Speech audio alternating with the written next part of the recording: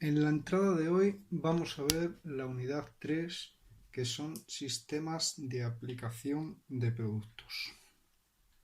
Pues bien, recordando un poquito, todo el trabajo de la madera tenía diferentes operaciones. Esas operaciones terminaban con el acabado. Los objetivos del acabado eran, si recordamos, reparar arañazos, grietas y uniones, proteger agua contra agentes xilófagos, hongos y decorar. El envejecido, tintado, mate, etc. Teníamos unas técnicas básicas del acabado, que era el enmasillado, que ya lo hemos visto, el lijado, que lo hemos visto, y lo que es el tintado y el barnizado.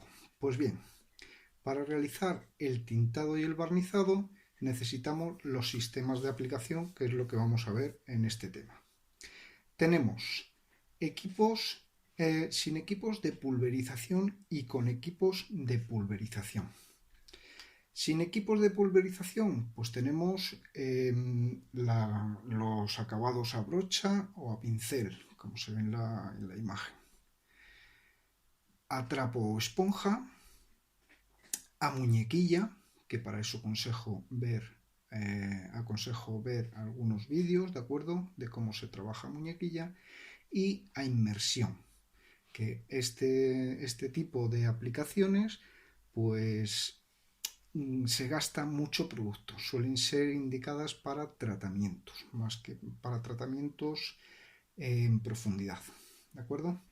Y luego tenemos con equipos de pulverización, que serían con pistola aerográfica, bien de gravedad o bien de succión.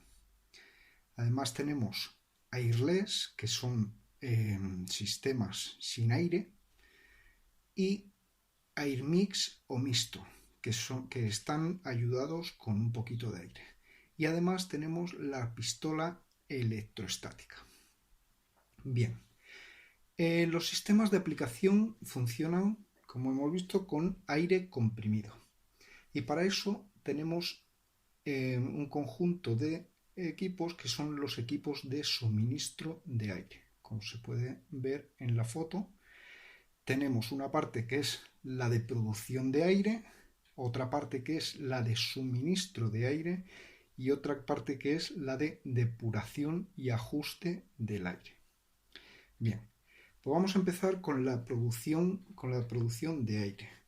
El principal componente es el compresor y los hay de varios tipos. Los hay helicoidales, los hay centrífugos y los hay volumétricos. Como estamos habituados a ver los volumétricos, son los que vamos a estudiar.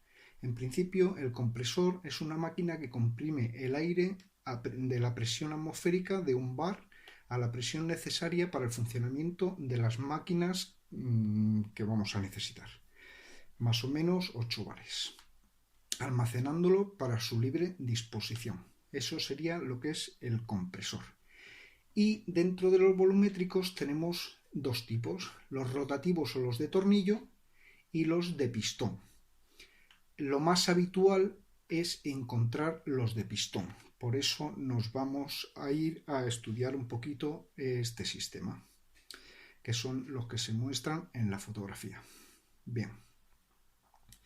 En cuanto al funcionamiento de los compresores volumétricos de pistón, el funcionamiento básico es que toma el aire por un filtro, el aire a presión atmosférica, que más o menos es de 1 kilo por centímetro cuadrado.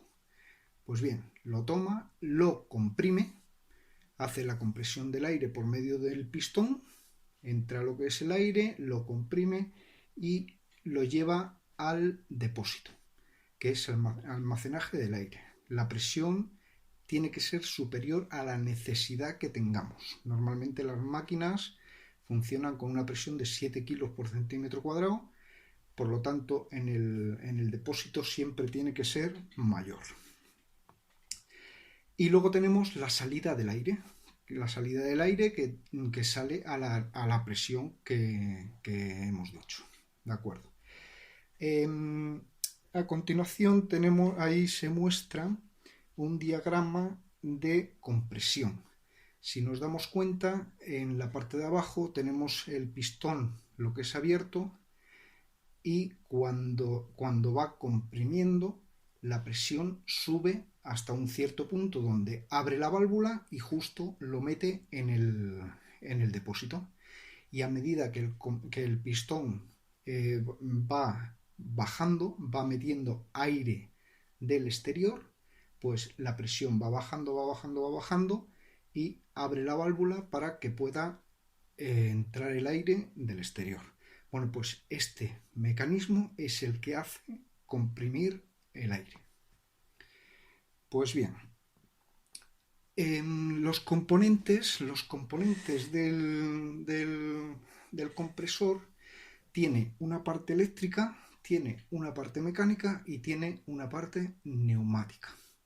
Vamos a empezar por ir por orden por la parte eléctrica, que tenemos una energía eléctrica producida por la red eléctrica que llega al interruptor. En el interruptor tenemos además un presostato que es el encargado de abrir y cerrar. Lo mismo que el interruptor es manual, el presostato funciona por la variación de presión que nos mandan los manómetros. Esa corriente pasa al motor, que convierte esa energía eléctrica en energía mecánica. Tenemos las correas de transmisión, que lleva esa energía mecánica al grupo de compresión, que es donde se hace la compresión del aire para llevarla al depósito. Pues bien, en este momento la energía mecánica se convierte en energía neumática, que realmente es lo que vamos a necesitar. Hemos dicho que del grupo de compresión pasa por unos tubos que llevan un disipador, porque claro, al comprimir el aire lo que estamos haciendo es calentarlo. El aire se calienta y por esos tubos con disipador disipamos el calor lo máximo posible para que entre en el depósito o calderín. El depósito tiene varias salidas y entradas, varios orificios. Uno de ellos, y muy importante, es el purgador, porque claro, al comprimir el aire lleva una condensación y lo que hace es depositar agua en el fondo del depósito. Al pesar más, el agua que contiene el aire, al comprimirlo, lo deposita. Por lo tanto, de vez en cuando, dependiendo del uso que le demos al compresor, necesitamos purgarle y sacarle ese agua. Además tiene una entrada que es por donde entra el aire que hemos comprimido, que está controlada por un manómetro y actúa, lo que hace es ese manómetro indicar cuando llega la presión, que nosotros lo tenemos regulado normalmente entre 8 y 9 kilos por centímetro cuadrado. Lo que hace es mandar una señal al presostato y el presostato salta y corta la corriente. Y luego tenemos la salida, que es que también lleva un manómetro, y cuando nos baja ese calderín, nos baja de la presión adecuada, hace saltar el presostato y acciona el motor para que siga cargando. Pues bien, en muchos compresores esa salida y entrada es mixta, como vemos ahí en la imagen. Ahí está el grupo de entrada, el grupo de salida, tiene una válvula de seguridad, tiene un ajuste, ¿de acuerdo? Que lo vamos a ir viendo poco a poco. Pues bien, hemos dicho que el equipo de suministro de aire tiene la producción de aire y tiene lo que es el suministro de aire, que una vez tenemos el aire en el depósito, tenemos que llevarlo hasta los puntos de trabajo. Elementos del suministro de aire. Tenemos en toda instalación, claro, debemos tener en la salida del compresor un enfriador. ¿Para qué? Para enfriar el aire por medio de agua o el mismo aire ambiente, para provocar las condensaciones producidas por el calentamiento de la compresión. Hemos dicho que ese aire está caliente. Si lo metemos directamente en las tuberías, lo que hace es hacer una condensación y lo que nos hace es soltar agua por los dispositivos. Con lo cual, si nosotros nada más salir del compresor le colocamos un enfriador, nos evitamos todo esto, pero además necesita un deshumificador para recoger ese agua. ¿De acuerdo? Y además las líneas de suministro, que son las que llevan el aire hasta donde lo necesitemos. Y habrá que tener en cuenta algunas especificaciones, como la inclinación de la instalación, que deberá ser de un 1% más o menos. La instalación necesita una inclinación para esos residuos de agua que siempre van a quedar, aunque tengamos el enfriador, el aftercooler,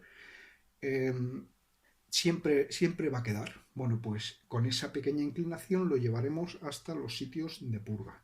Además, las conexiones, como se observa en la fotografía de la parte de arriba, de la izquierda, irán por la parte superior para evitar que esas gotitas de agua bajen por las tuberías. Además, necesitaremos poner unos purgadores en los puntos más bajos para quitar todos esos residuos que se puedan producir. Y reducir al máximo la longitud y las juntas. Esto es de cajón, ¿de acuerdo? Porque lo que hacemos es, al reducir al máximo esa longitud y esas juntas, pues evitamos las fugas.